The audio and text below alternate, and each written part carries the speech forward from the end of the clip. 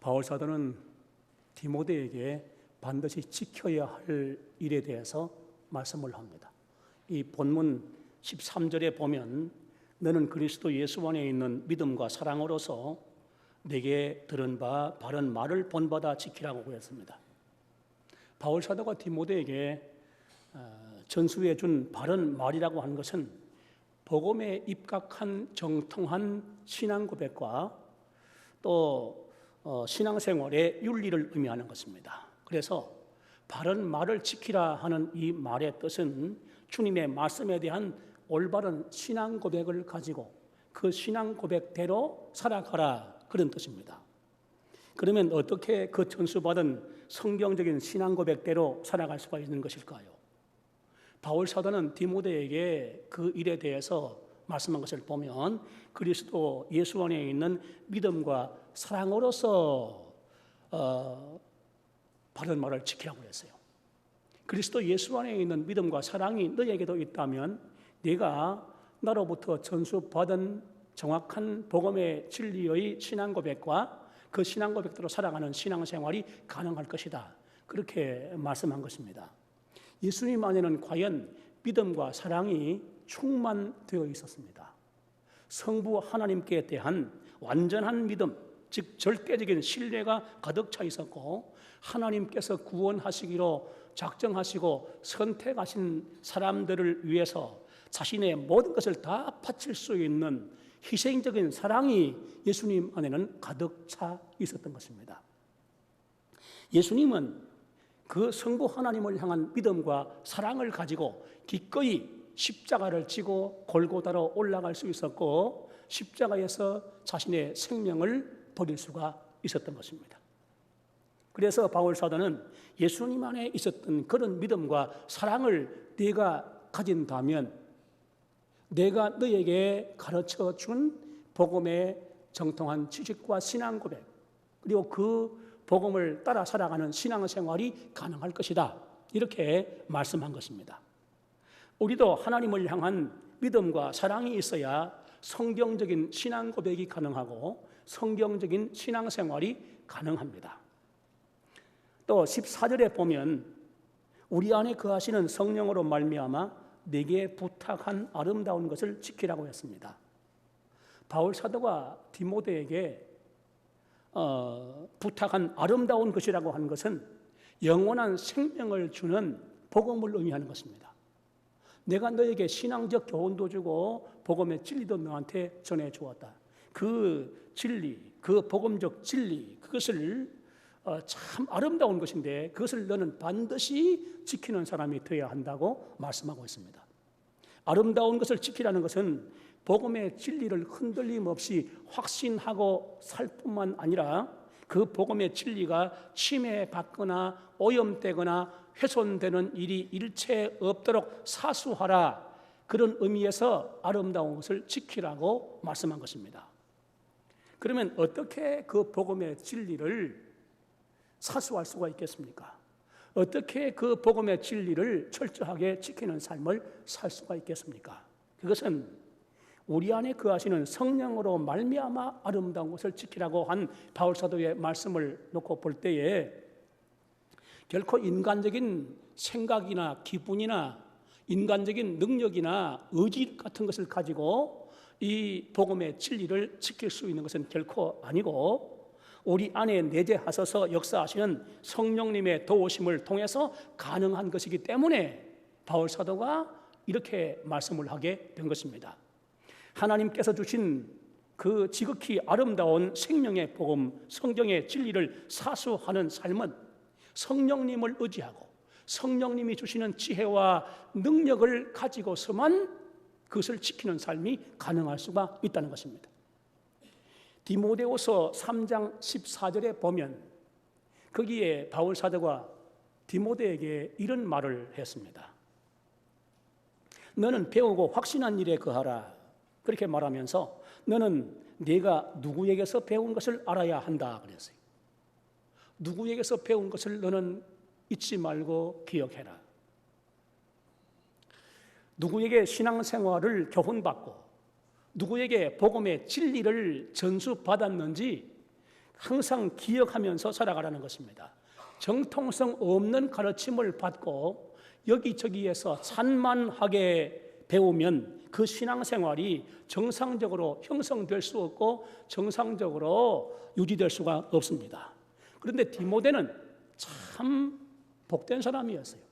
이 디모데가 얼마나 복된 주인공인가 하는 것을 성경에서 살펴보면, 먼저는 이 디모데는 외할머니 로이스와 어머니 유니게를 통해서 그 경건한 유대 교인이었던 그 모계를 통해서 어떻게 하나님을 경외하며 섬기며 참된 진실한 믿음으로 살 것인가 하는 데 대해서 어릴 때부터 가르침을 받으면서 성장한 사람이었습니다.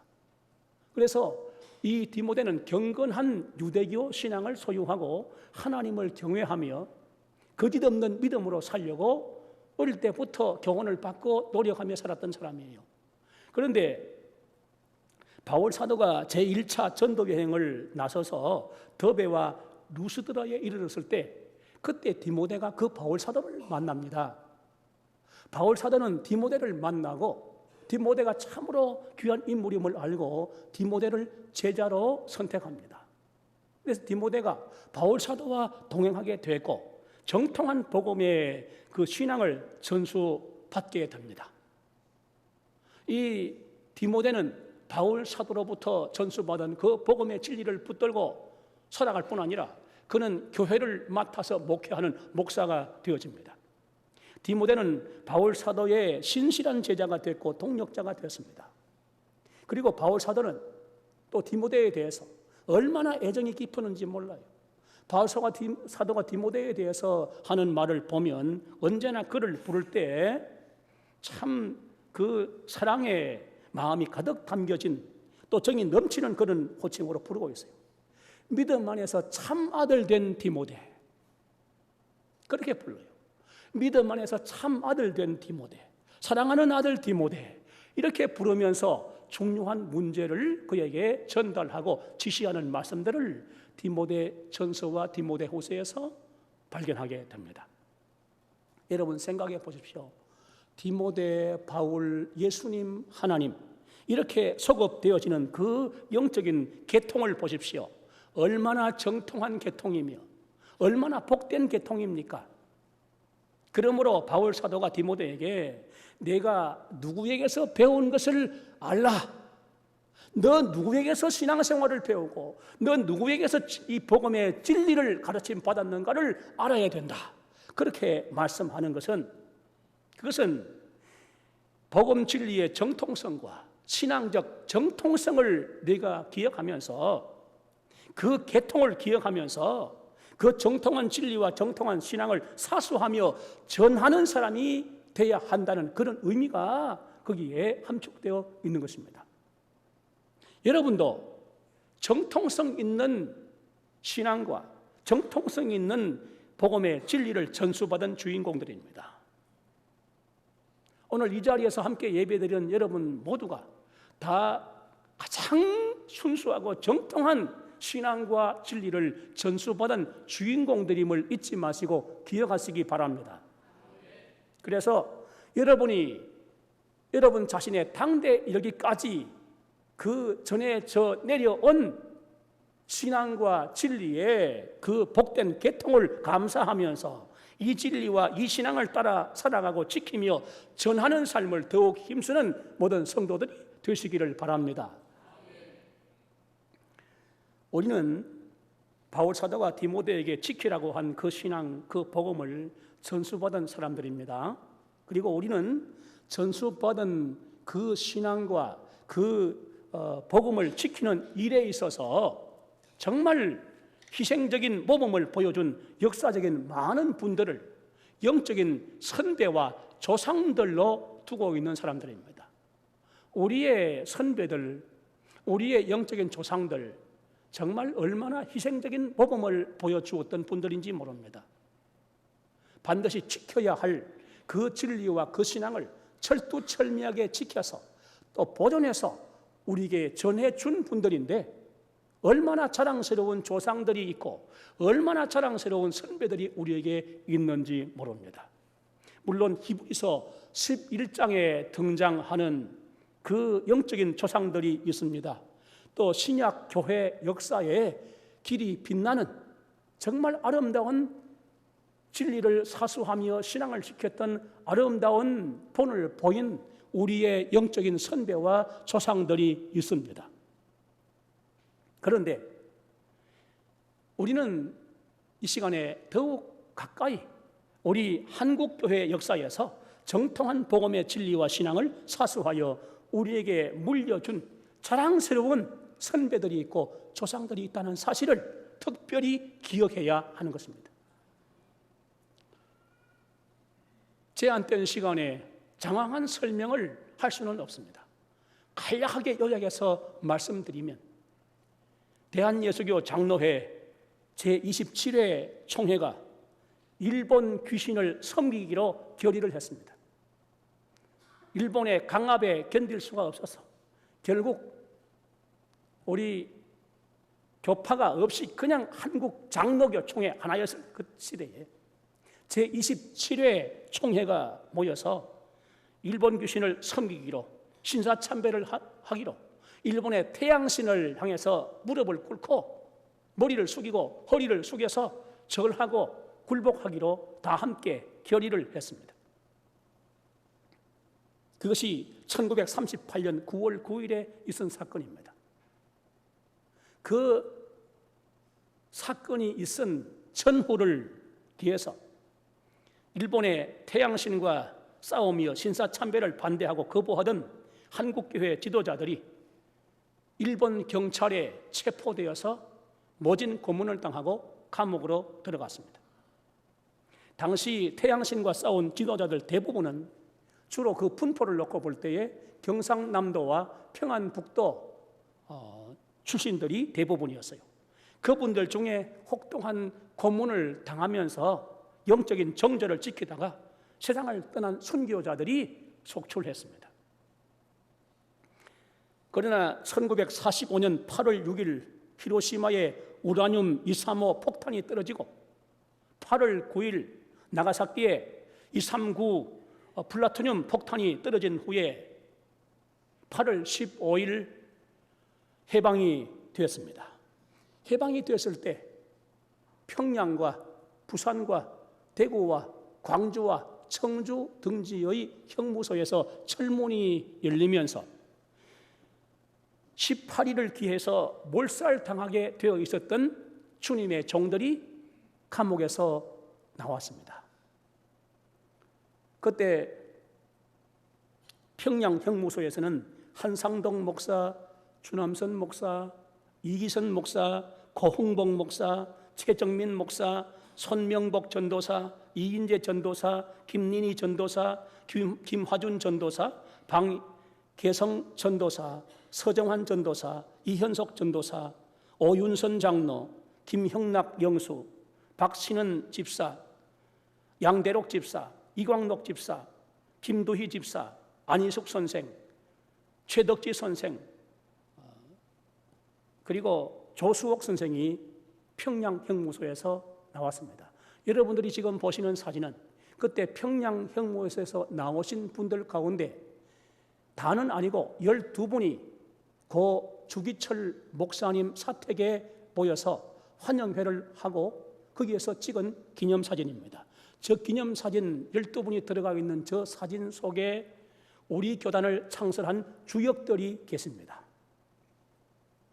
그리고 손양원 목사님은 청주 형무소에서 나오셨습니다. 또 그 외의 형무소에서는 김두석, 김야모, 김영석, 이수련, 음해나 이런 성도들이 또 다른 형무소에서 나왔습니다. 그런데 해방 이후 우리 한국교회 풍토는 참 비정상적이었습니다. 여러분이 지금 사진에서 보는 이 분들을 비롯해서 여러 추록 성도들에 대해서 우리 한국교회는 그분들을 대단히 못마땅하게 여기고 냉대했습니다. 교인들을 모조리 다 인솔해서 일본 신사로 가서 허리를 45도 각도로 굽혀서 절하면서 신사 참배하는 일에 앞장섰던 한국교회의 지도자라고 하는 모든 교계 인사들이 기득권을 지키기 위해서 신사 참배를 반대하고 투쟁을 하다가 추록한 주님의 종들을 배관시하고 그분들이 제안하는 자숙과 회개를 거부하고 우리가 했던 신사 참배는 우상 숭배가 절대로 아니었다. 그건 애국적인 행동이었지 절대로 계명을 어기는 그런 범죄 행위가 아니었다. 강변하면서 한국교회 지도자라고 하는 모든 사람들과 모든 교인들이 일제히 추록 성도들, 이 감옥에 가서 진리를 사수하며 신앙 투쟁을 했던 이분들을 다 매도했던 것입니다. 참으로 이상한 현상이 일어났어요. 그분들 모두가 하는 말이 이미 감옥에서 세상 떠난 분들에 대해서는 아무개 목사님, 아무개 장로님, 순교자 하면서 떠회면서 순교 직전에 추록한 분들에 대해서는 그 이름조차도 어디에 거론하거나 기록하지 않았습니다. 완전히 무시하고 매도했습니다. 돌아가신 분들은 자기들의 행적에 대해서 말할 일이 없습니다. 살아있는 이분들은 우리 한국교회 전체가 우리 자신들을 포함해서 모두가 다 함께 자숙하고 하나님 앞에 회개해야지 그 일을 회개하지 않고 그냥 나가서는 결코 안 된다. 그렇게 강력하게 주장을 했던 것입니다. 그렇기 때문에 이 추록한 분들을 모두가 다 못마땅해 하고 모두가 다 외면하고 그분들의 주장을 다 일축하게 되었던 것입니다. 1946년 9월 20일 한상동 목사님과 주남선 목사님 이 두 분입니다. 한상동 목사님과 주남선 목사님 이 두 분이 고려신학교를 세웠습니다. 이 두 분 목사님 우리 교단을 창설하는 일과 고려신학교를 세우는 일에 대표적인 인물입니다. 두 분 다 5년 이상의 옥고를 치르면서 모진 고문을 다 감수하고 진리를 지키며 신앙을 지켰던 분들이고 참으로 자신들을 따르는 분들 모든 성도들을 철저하게 지도하며 또 교훈했던 그런 어른들입니다. 이 두 분이 중심이 돼서 고려신학교를 세웠는데요. 박형룡 박사 교장으로 박윤선 박사와 한부선 선교사를 교수로 취임시켰습니다. 그때 손양원 목사님은 우리 고려신학교의 총무로 일했습니다. 저 사진은 여러분이 보시는 바와 같이 사진은 당시 초창기의 고려신학교 교수 일동입니다. 그런데 1950년 9월 28일 여수에서 손양원 목사님, 우리 교단 고려신학교 총무였던 손양원 목사님이 인민군에게 순교하셨습니다. 그리고 1951년 3월 23일 주남선 목사님이 경남 거창교회에서 별세하셨습니다. 그리고 1952년 4월 제37회 대한예수교 장로회 총회가 모였는데 그 대한예수교 장로회 제37회 총회에서 고려신학교와 그 유관 단체는 일체 우리 총회와 관계가 없다. 그렇게 선언을 하고 고려신학교를 세운 주님의 종들을 총회에서 완전히 단절시켜버리고 말았습니다. 추록 성도들이 그렇게 철저히 왕따를 당하고 진리를 지키고 신앙을 사수했던 그분들이 총회로부터 온 한국 장로교로부터 완전히 단절을 당하게 된 것입니다. 그래서 1952년 9월 11일 진주 성남교회당에서 고신교단을 창립하게 됩니다. 그렇게 시작된 고신교단은 3주간의 회개와 자숙기간을 거치고 역사적인 첫 발을 내딛게 되었습니다.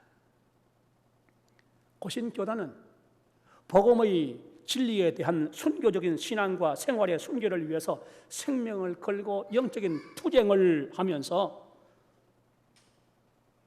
고초를 겪었던 주님의 종들에 의해서 산 순교자들에 의해서 창설된 교단이고 우리는 그분들이 사수한 복음의 진리와 순교적인 신앙을 영적인 유산으로 이어받은 교회의 성도들입니다. 여러분, 이 역사적인 사실을 기억하시고 우리 교단의 역사적인 그 배경을 기억하는 성도들이 되시기를 바랍니다. 그러므로 우리는 바울 사도가 내게 들은 바른 말을 지키고 내게 부탁한 아름다운 것을 지키라고 한 말씀을 기억하고 우리 교단을 세운 주님의 종들이 끼쳐준 영적인 유산, 바울 사도가 말씀한 바 그 지켜야 할 것들을 가장 희생적으로 모범적으로 지켜서 우리에게 전달해 준 그분들의 영적인 유산을 귀중히 여기면서 디모데처럼 첫째로 복음의 진리를 지키고 둘째로 정통한 신앙을 지키며 셋째로 생활의 순결을 지키는 삶을 힘써 살아가는 성도들이 되시기를 바랍니다. 바울 사도가 특별히 사랑하던 디모데처럼 전수받은 정통한 복음의 진리를 지키고 정통한 신앙을 지키면서 살아가는 데 있어서 모범이 될 수 있도록 이 한국에 많은 교회들이 있고 많은 교단들이 있고 많은 신자들이 있습니다만은 그 가운데서 우리 교단이 또 우리 노회가 우리 교회가 우리 자신들이 더욱 모범이 될 수 있도록 더욱 많이 힘쓰는 성도들이 되시기를 주님의 이름으로 축원합니다. 오늘 말씀 여기서 정리하겠습니다. 우리에게 있어서 기독교인이라고 하는 명분이나 교회의 어떤 직분이나 연조나 경험 같은 것보다 훨씬 더 10배나 더 중요한 것이 있습니다. 그런 것은 그리 중요한 것이 아닙니다. 더욱 중요한 것이 뭐냐 하면 진리를 지키며 살아가는 신앙생활입니다. 신앙생활은 신앙의 연조보다 중요하고 직분보다 중요하고 경험보다 중요합니다. 하나님은 그 외적인 모든 요소들을 중요하게 보시는 것이 아니라 어떤 신앙을 가지고 어떻게 살아가느냐 하는 것을 우리 하나님은 중시하시는 하나님이신 줄 우리가 알아야 하는 것입니다. 세상의 문화가 변천하고 발전하면서 전에 전혀 없었고 우리가 몰랐던 신조어들이 많이 생기죠. 10년 전, 20년 전, 30년 전에 우리가 전혀 알지 못했고 사회적으로 사용하지 않았던 그런 단어들, 그런 용어들이 많이 생깁니다. 그런 신조어들이 많이 생겨요. 그런데 2004년 국립국어원 신어자료집에 등록된 말 가운데 하나가 있습니다. 스펙이라는 말이 있습니다. 스펙이라는 말이 이제 등록이 됐고 스펙이라는 말이 사용됐는데요. 이 스펙이라는 말은 본래 비즈니스 용어로 설비의 명세서, 구조, 성능, 재질, 특징 같은 것을 의미하는 말로서 물건의 좋고 나쁨을 설명하는데 바로 이 스펙이라는 말이 사용되었습니다. 그런데 지금은 그 스펙이라는 말이 본래 뜻과 다르게 쓰이고 있어요. 다른 의미로 많이 사용됩니다. 바로 사람에 대해서 그 스펙이라는 말을 많이 사용해요. 어떤 사람이 가지고 있는 학력이나 학점이나 자격증이나 해외 연수 경험 같은 그런 여러 가지 구비해야 할 조건들, 그런 것을 이해하는 말로 쓰이게 됐는데, 그래서 사람의 능력이나 또 가치를 나타내는 이력서 같은 것을 의미하는 그런 말로 쓰이게 됩니다. 스펙이라는 말이. 실제로 우리 사회에서 스펙이 얼마나 중요하게 아주 인정되고 취급되는지 모릅니다. 지금도 그렇습니다. 그래서 스펙 때문에 사회적으로 출세하고 직장에 들어가기도 하고요. 그 스펙 때문에 직장에 들어가지 못하고 실업자가 되기도 합니다. 그러나 우리가 한 가지 알아야 할 것이 있습니다. 하나님께서는 우리에 대하여 스펙을 중요하게 보시는 분이 아니십니다. 하나님이 우리에게 스펙보다 10배나 100배나 더 중요하게 보시는 것은 스토리입니다. 스펙이 아무리 특별하거나 탁월해도 스토리가 없으면 하나님께서 우리를 인정하시지 않습니다. 어떤 신분이나 명분이나 실력이나 경험이나 이력 같은 것보다도 어떻게 진리의 말씀대로 살아가느냐, 어떻게 믿음으로 살아가느냐 하는 신앙과 생활을 중시하신다는 말입니다. 스토리가 있는 삶을 살아야 돼요. 성경의 스토리가 그 삶을 통해서 진행되어가는 그런 일을 하나님은 더욱더 중시하신다는 것입니다. 그러므로 신앙의 스토리가 없이 살아가면 스펙은 아무런 의미가 없는 것입니다. 성경이 말씀한 것을 보십시오.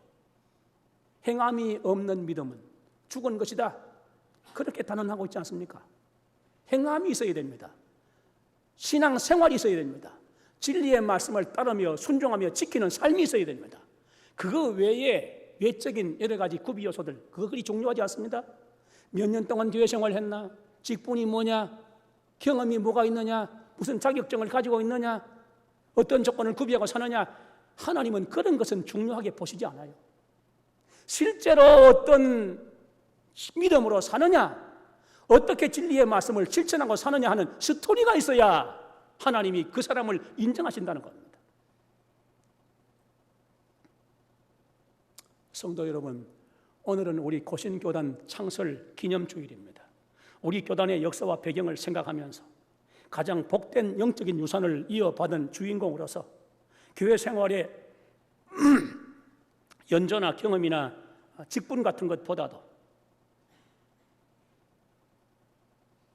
우리 모두가 정통한 복음의 진리를 지키고 정통한 신앙의 스토리를 가지고 살아가는 그런 성도들이 돼서 부끄러움이 없는 자랑스러운 선배와 조상을 가지고 우리 하나님께로부터 예수님께로부터 사도시대부터 시작되어진 이 정통성이 있는 복음의 진리와 신앙을 그대로 계승받고 살아가는 사람들로서 하나님 앞에 인정받는 모든 성도들이 되시고 우리 교회가 되어지기를 주 예수 그리스도의 이름으로 축원합니다.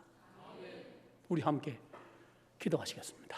이 시간에 잠시 통성으로 한번 기도하십시다. 우리 자신을 기억하면서 나는 과연 하나님의 주신 말씀의 진리, 이 복음의 진리, 그리고 정통한 신앙 생활을 하고 있는 사람인가, 이것을 지키며 살아가는 사람인가 생각하면서, 그리고 정말 우리 교회가 그런 교회인가, 정말 우리 교단이 그런 교회인가, 우리 한국교회 전반적인 영적인 상태는 어떠한가 생각하면서 우리가 정말 지켜야 할 정통한 복음의 진리와 정통한 신앙을 사수하는 사람들로서 하나님 앞에 인정받는 오늘의 디모데가 될 수 있도록 우리 함께 통성으로 잠시 한번 기도하겠습니다.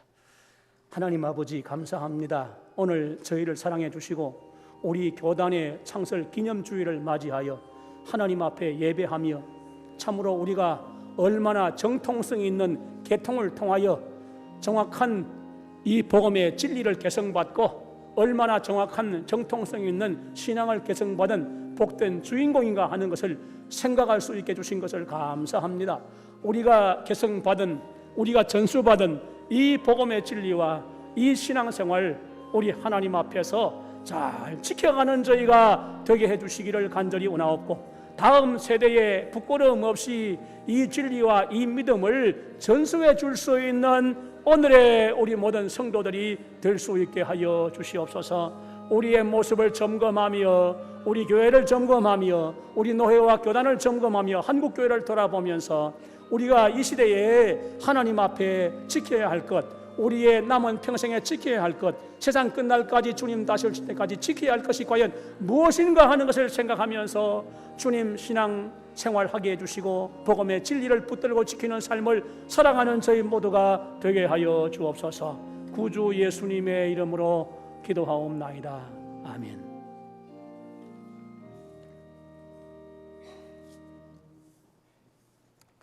우리 찬송가 336장 부르시겠습니다.